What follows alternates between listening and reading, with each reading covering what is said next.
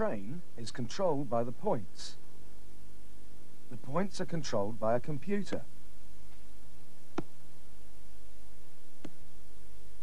The computer is controlled by this young man. But what's controlling him?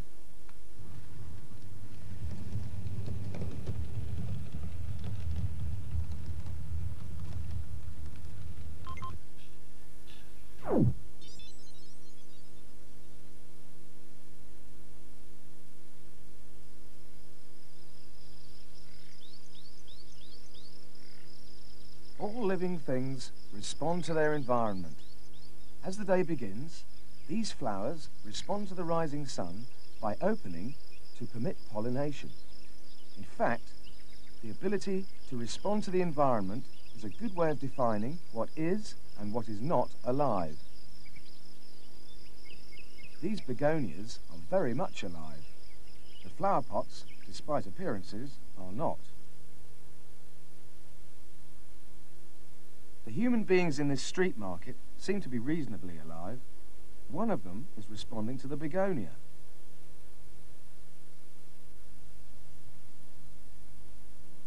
Yes, this one's definitely alive. But only just. That was a fast response. And here's another, slower one. Well, we've seen a number of different responses, plant and human. How are they different? What are they for? How do they work? These horses may look at peace with the world, but animals have to survive in a complex and changing environment full of predators, prey, rivals, and fast-moving cars. The vegetable world is a slower one, and perhaps simpler. Plants are generally geared to respond to seasonal influences, but in both animal and vegetable, responses to the environment involve complex control mechanisms. When the farmer sows beans, he just chucks them out, any old how. He doesn't look to see whether every bean has landed right side up. Here's a bean that's been allowed to sprout.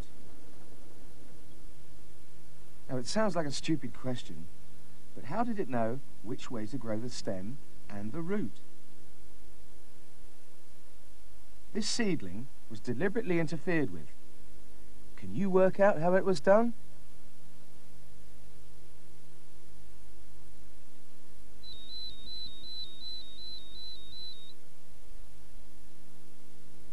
If a plant is to thrive, it needs sunlight. Plants grow their shoots towards the light because of chemical messenger substances called hormones, which are released at the growing tips of the shoot.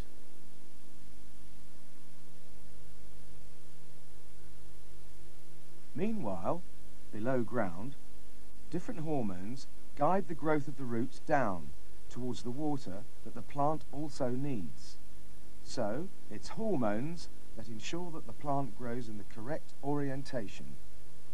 If the position of the light source is changed, the plant's hormones will regulate the plant's growth so that they face once more towards the light. If the plant is rotated, the root grows sideways as the hormones try to keep growing downwards.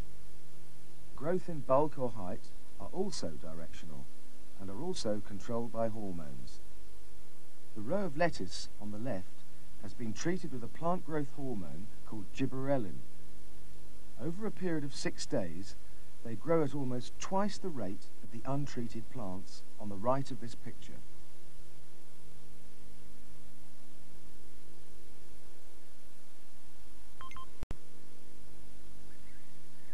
Plant hormones, such as gibberellin, are produced by plants in response to environmental factors, such as temperature change and daylight length. In commercial growing, these environmental factors which control growth can themselves be controlled. The aim here is to produce more lettuce for less. A saving of a few pence per lettuce could mean increased profits of many thousands of pounds. But this greenhouse is online. Unlike the plants, The greenhouse's control mechanisms are electrical, and the brain is a computer. Sensors monitor the climate inside the greenhouse and trigger devices to maintain optimal conditions for growth, such as temperature, the concentration of gases in the greenhouse, and humidity.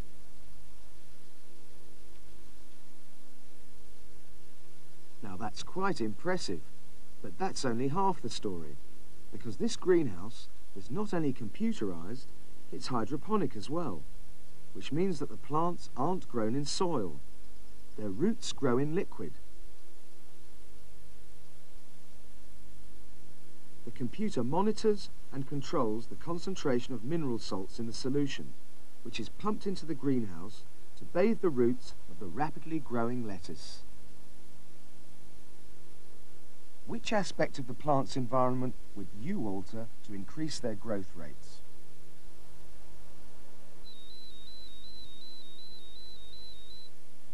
We'll begin by designing our own greenhouse, just a small one, but it's hydroponic, and it has a monitor for detecting levels of carbon dioxide. Watch the plants. What will happen if levels of carbon dioxide increase? At levels of 0.5%, the plants increase their growth. But if we increase carbon dioxide to 1%, the plants die, poisoned by the now toxic atmosphere. Now, let's monitor temperature. At 10 degrees centigrade, the plants fail to thrive. Raise the temperature to 25 degrees, and the lettuce does rather well. But at 40 degrees, the plants die, leaving nothing but fuel bills. We haven't even mentioned other controlling factors, such as the humidity or the composition of the hydroponic fluid. But this system does work.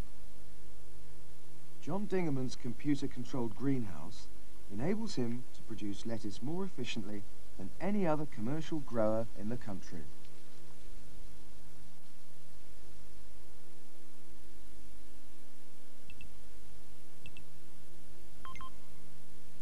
In animals, fast responses are controlled by the nervous system, which is fundamentally electrical.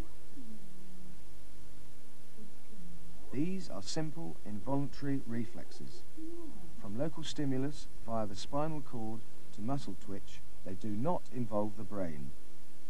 Measuring reflexes is a good way of examining nervous function. If a particular reflex is abnormally slow or absent, this can give the doctor valuable information about the patient's health. There is no brain work involved in a simple reflex like a knee jerk, but there are other types of response called complex or higher reflexes that may involve a great deal of data processing. Here, information about the outside world arrives through the eyes, ears, and so on. The information is passed to the brain. Then the brain sends an appropriate message to the muscles. Well caught, Isaac. That was pretty quick. How would you measure a higher reflex?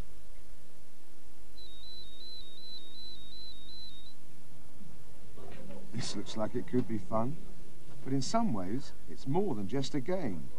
This guy may not even know it, but the player is testing his ability to evaluate a problem, decide on a course of action and respond appropriately, or inappropriately.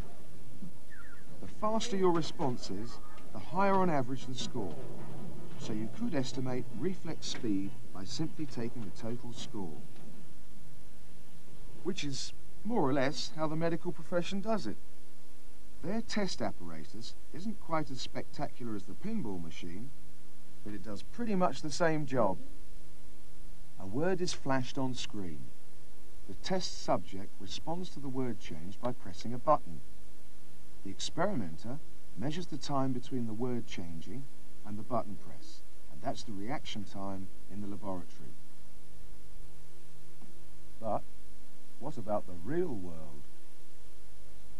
Our heroine first has to realize the danger she's in before taking avoiding action. It was a higher reflex action that saved her life. After the rapid electrical reflex response comes the slower hormonal response, heart beating, sweating. It starts later and goes on for much longer. The adrenal glands pump a chemical messenger substance, adrenaline, into the blood. The heart rate speeds up so that it pumps more blood around the body. The airways become wider so that the lungs can take in more oxygen, and the brain is put on full alert. What would you say that this response was designed to do?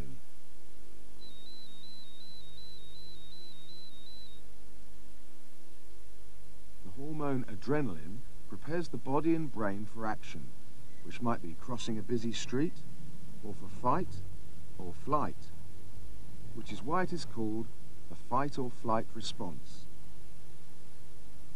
There are many other hormones which are equally vital to our health, and they not only help us to cope with obvious dangers such as speeding cars, but other dangers which may not be quite so obvious. After the shock of a near accident, what could be more natural than a cup of hot, sweet tea? But without hormones, this friendly-looking little cafe would be a death trap, and putting too much or not enough sugar in your tea could be as dangerous as jaywalking. So why isn't there a government health warning on every packet of sugar? A blood sugar too high causes wasting and slow death. Too low leads to coma and sudden death. So when blood sugar rises after a cup of sweet tea, the pancreas gland releases the hormone insulin into the blood. This causes other cells in the body to increase their uptake of glucose, and so blood sugar falls. But before it gets too low, the pancreas cuts down insulin production and releases another hormone, glucagon, which makes the liver release glucose into the blood, and so blood sugar stays within the normal range.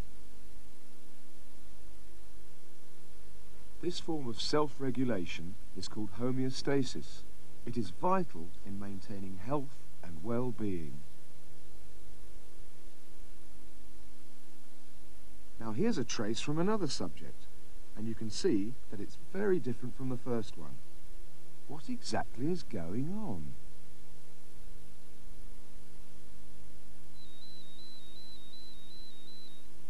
Hormonal control systems, like any control systems, can fail.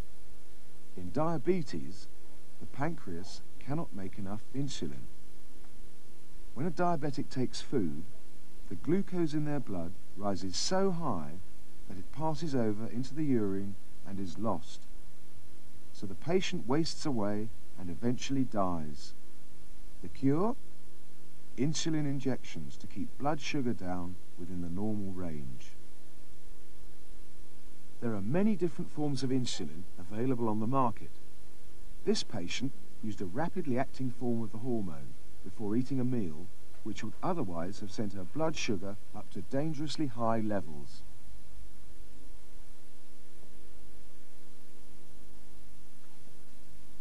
Most hormones act within the body, but a few hormones act on other bodies.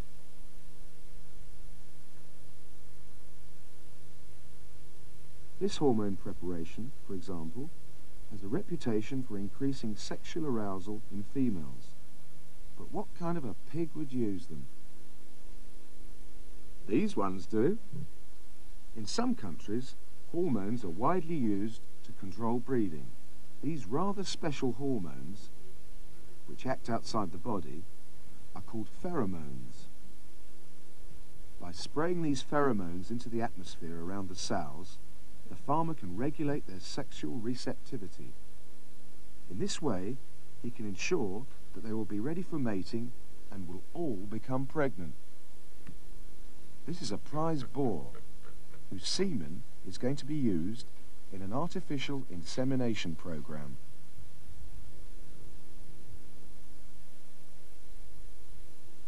The semen is collected and diluted before being injected into the uterus of the sows the farmer wants to breed from. Once the sperm has fertilized the ovum, a whole series of hormonal changes will take place in the sow. Throughout pregnancy and at birth, hormonal controlling mechanisms play a vital role. They coordinate the many physiological changes involved, right up to the contractions of the womb, which push the next generation of pigs into the world. At the same time, hormones prepare the mammary glands so that the sow can produce milk for the litter during the period of their lives when they will be most dependent on this source of food. In these new piglets, hormonal controlling mechanisms will regulate every aspect of their growth and development.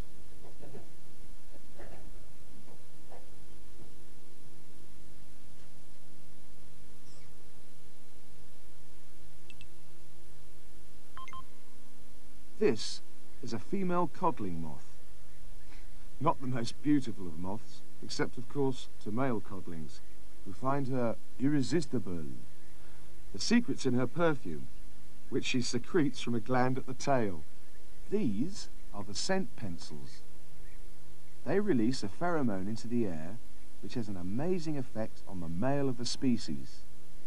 Even at a distance of several miles, the male will pick up the scent, and when he does, he can't help but respond.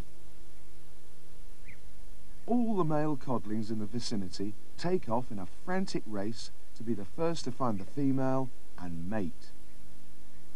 An apple orchard would be the logical place to look, because the female codling will eventually lay her eggs on the surface of an apple.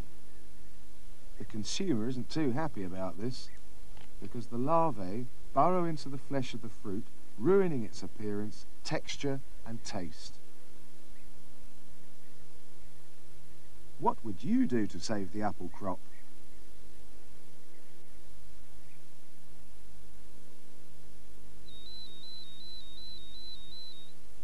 The farmer obviously wants to protect his apples from damage, and one way of doing this is to use the codling moth's amazing sensitivity to the pheromone against it.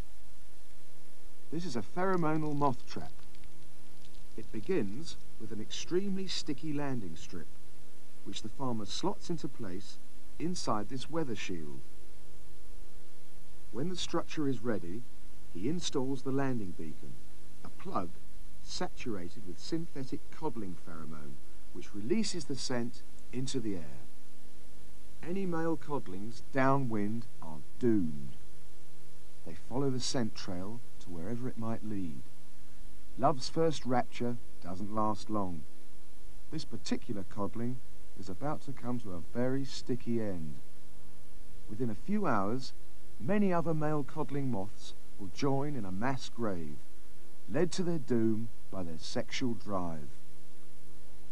And now the farmer knows there are codling moths in the area, he will spray the entire orchard with insecticide.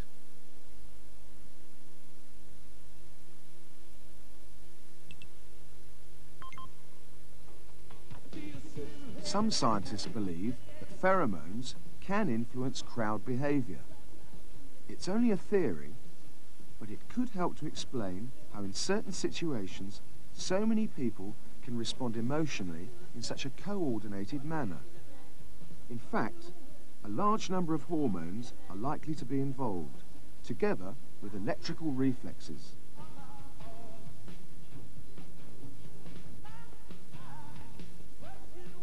The combination of overactive hormonal and electrical controlling mechanisms can lead to a complete loss of self-control. From pop to politics, are we in control? Or is it our controlling mechanisms?